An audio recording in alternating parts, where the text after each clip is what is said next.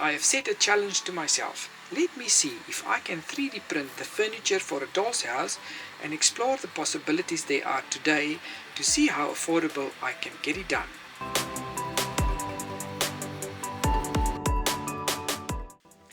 Futurists who look at trends based on technology and science advancements reckon that 3D printing will mature from a prototyping hobby into the backbone of decentralized, on-demand manufacturing. They expect companies will adopt local micro-factories to print products close to where they are needed. This should be cheaper as it cuts out overseas shipping and the traffic of huge trucks and limit the need for massive warehousing.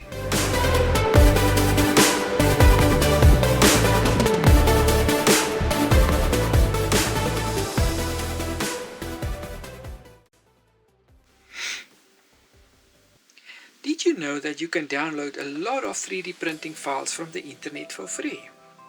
Let me introduce you to Thingiverse, MakerWorld, Cults 3D, CG Trader and many more.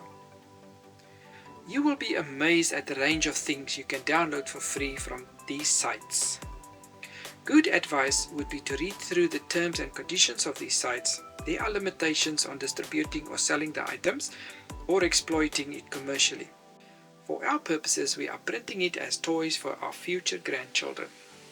Looking through the items to download brings with it the sensation of being in a grocery store and having no budget restrictions, or the excitement that a child would feel in a toy store who has been told he can have anything his heart desires. A big thank you to all the designers who have contributed to this experience. It is greatly appreciated.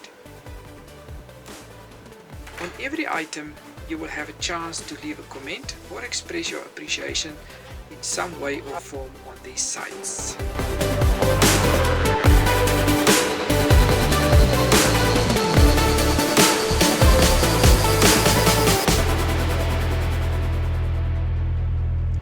A lot of 3D printed parts have supports that need to be removed once printed.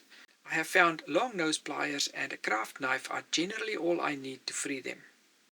I use a craft glue that is a contact adhesive. It works better if the glue is put on both surfaces and allowed to get tacky. And I clamp the parts together till the glue is set. It's probably better to use a clear glue, but as we are painting the furniture, the yellow color of the glue was not a problem.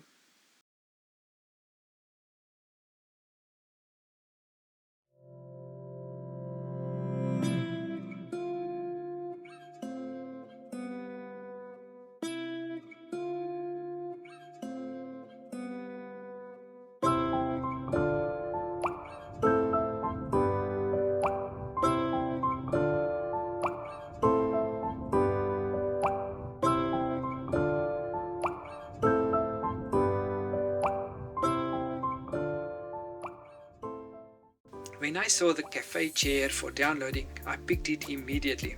The chairs are beautiful. Although it requires a lot of supports and are tricky to remove, it took a bit more care to free them, but it worked out well.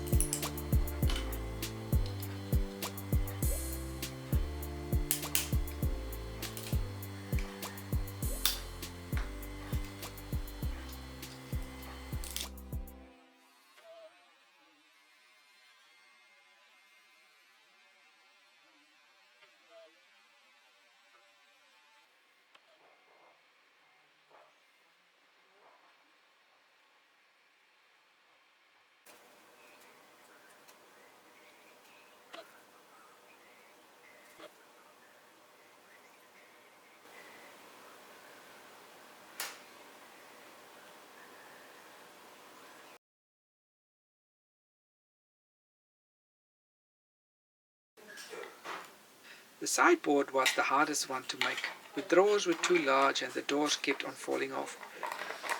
I am not sure if it was me who did something wrong while printing, but by placing the drawers in hot water to soften them up, I managed to trim them a little and adjust the shape slightly and made them fit. For the cabinet doors, I drilled holes in and glued pins at the top and bottom and made them stronger in this fashion.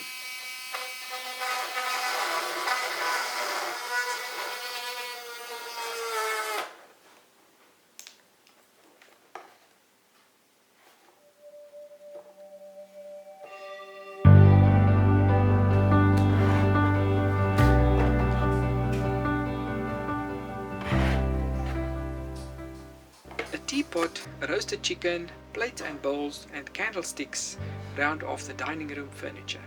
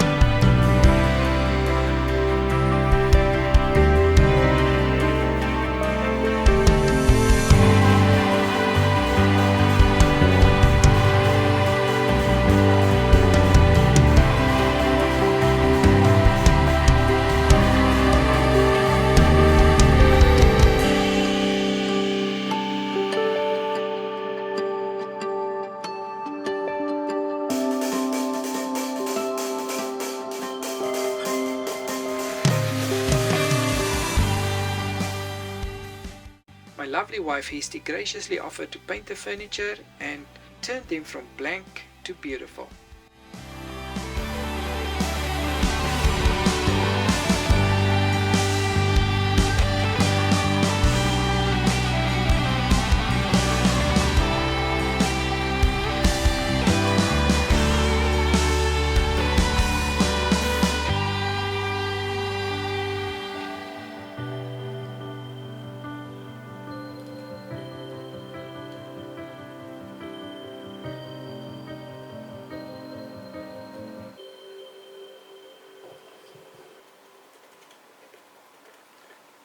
The wooden furniture are a rich brown that will fit perfectly in a Victorian villa.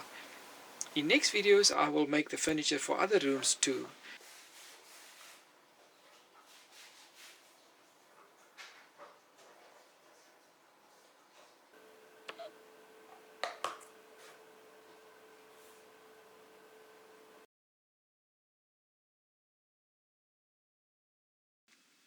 It was a nice opportunity to be creative and design the tiles for the inside of the fireplace.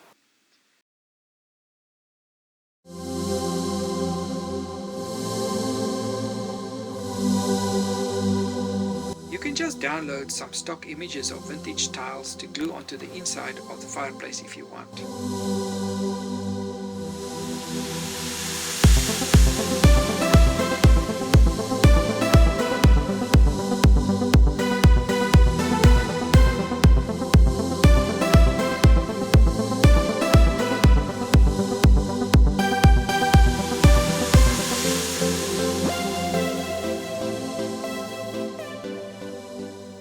In New Zealand, the libraries in towns quite often offer a service where you can go and print something in 3D for a nominal fee. So not having a 3D printer does not always mean not having access to one.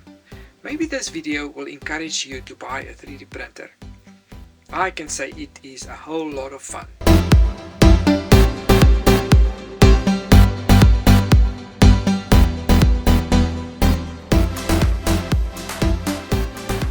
Here is a summary of what the cost was to make the dining room furniture for a doll's house. We used acrylic paints we had, and the cost of the printer itself is not worked in. It was my birthday present. Thank you for watching. Look out for the next video where I will explore what miniature bedroom furniture will cost.